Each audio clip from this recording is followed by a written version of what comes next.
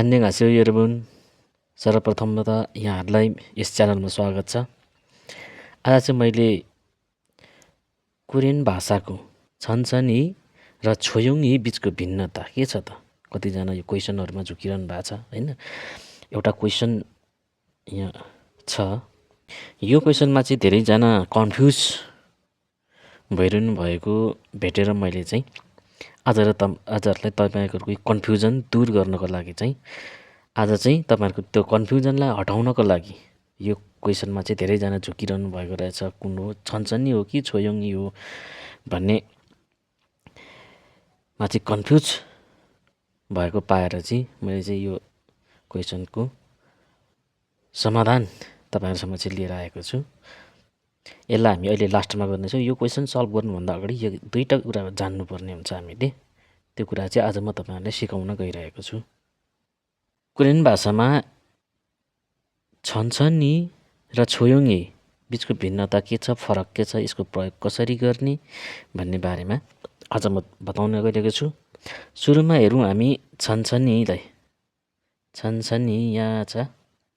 यो छन्छनीलाई हेरौँ सुरुमा हामीले, जसको अर्थ हुन्छ बिस्तारै, ढिलो गरी। र छन्छनी केसँग सम्बन्धित हुन्छ भन्दाखेरि गतिसँग सम्बन्धित हुन्छ। कोही मान्छे छिटो बोलिरहेछ भने उसमा बिस्तारै अलिक ढिलो गरी बोल्नु पर्यो भनेदेखि कोरियनमा के भनिन्छ त छन्छनी भनिन्छ। कोही अब छिटो गरी हिँडिरहेछ भने बिस्तारै हिँड्नु भन्नको लागि छन्छनी भनेर प्रयोग गरिन्छ। विशेष गरी यो केसँग सम्बन्धित हुन्छ त गतिसँग सम्बन्धित हुन्छ। कुनै अब यहाँ यसको अर्थलाई हेरौँ। कुनै पनि कार्यको गति, कुनै पनि कार्यको गति स्पिडलाई चाहिँ कम गर्ने भन्ने सन्दर्भमा चाहिँ के गरिन्छ त यो छन्छनीको प्रयोग गरिन्छ। यसलाई यो तलको उदाहरणद्वारा अझ प्रष्ट गरी बुझौँ। उदाहरणहरू हेरौँ। छन्छनी खासेयो, जसको अर्थ हुन्छ नेपालीमा बिस्तारै जानुहोस्। यो के त, कोही मान्छे अब कसै गरेर हिँडिरहेछ भनेदेखि त्यसलाई बिस्तारै हिँड्नुहोस् भन्नको लागि, जानुहोस् भन्नको लागि चाहिँ के गर्नु पर्यो त, भन्नु पर्यो त छन्छनी खासेयो। त्यसको अर्थ मतलब उसको गतिसँग सम्बन्धित हो। उसको हिँडाइको जुन गति छ त्यो गति चाहिँ कम गर्नु भन्ने अर्थमा बुझ्नु पर्यो। अर्को उदाहरण छ हेरौँ। छन्छनी माल हे छुसेयो, बिस्तारै चाहिँ बोलिदिनुहोस् अथवा भनिदिनुहोस्।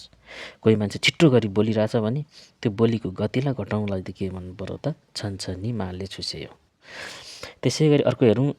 इए हागी ये रौनिका छन्छनी सल्मेङे छुसेयो। बुझाइ चाहिँ गाह्रो हुने भएकोले चाहिँ म चाहिँ बिस्तारै यसलाई के गरिदिन्छु त व्याख्या गरिदिन्छु भन्छ। मतलब छिटो नभनिकन बोलेको नबुझ्ने गरी।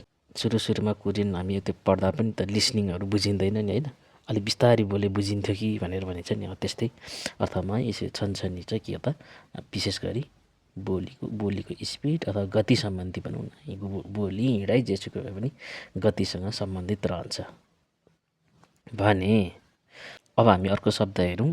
छोयोङी, जसको अर्थ हुन्छ शान्तसँग अथवा सानो आवाजमा बिस्तारै सुस्तरी। यो चाहिँ विशेष गरी के हुनुहुन्छ आवाजसँग सम्बन्धित हुन्छ, साउन्डसँग।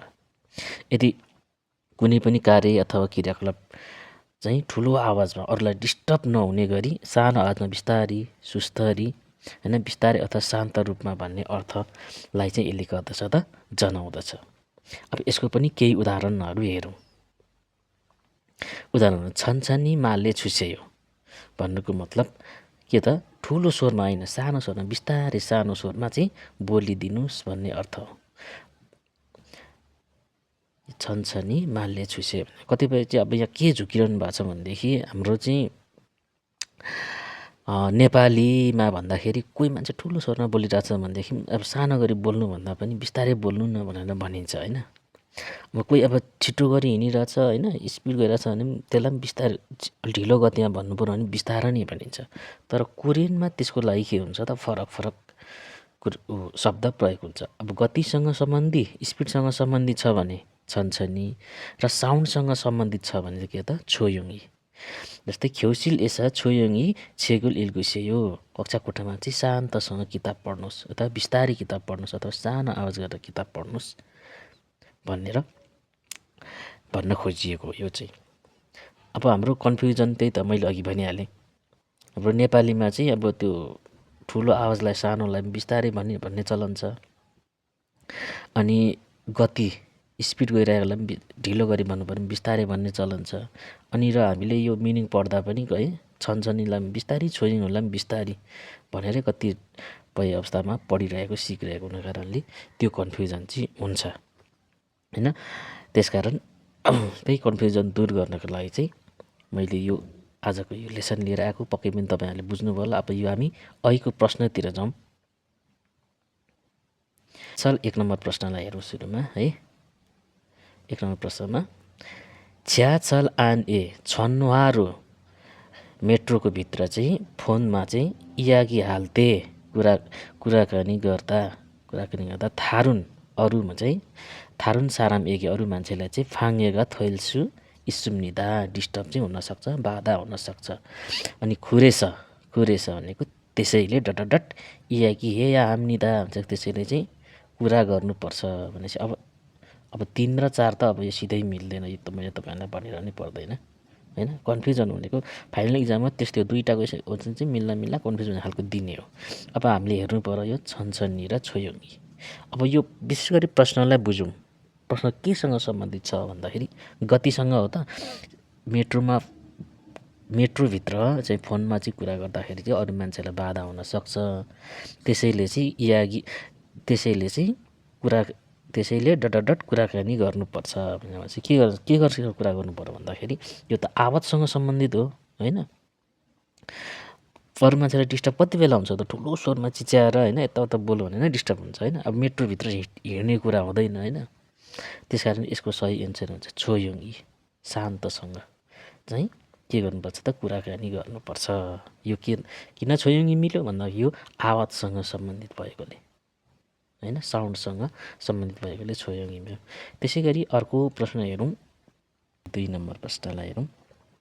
हाङ्गुक अरुल छ्यालमोत आराथुरस कोरियन भाषा चाहिँ राम्ररी नबुझ्ने भएकाले डट माले छुस्यायो कुरा चाहिँ भनिदिनुहोस् भनेपछि 1 नम्बरमा चाहिँ के छ छनछनी, 2 नम्बरमा छोयो।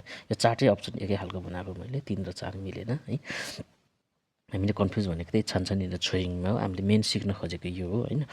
त्यसकारण अब कोरियन भाषा कसैले राम्रोसँग बुझ्दैन भने त उसलाई कसरी भन्नुपर्ने, छिटो भन भने बुझ्छ त झन् नबुझ्नेले होइन।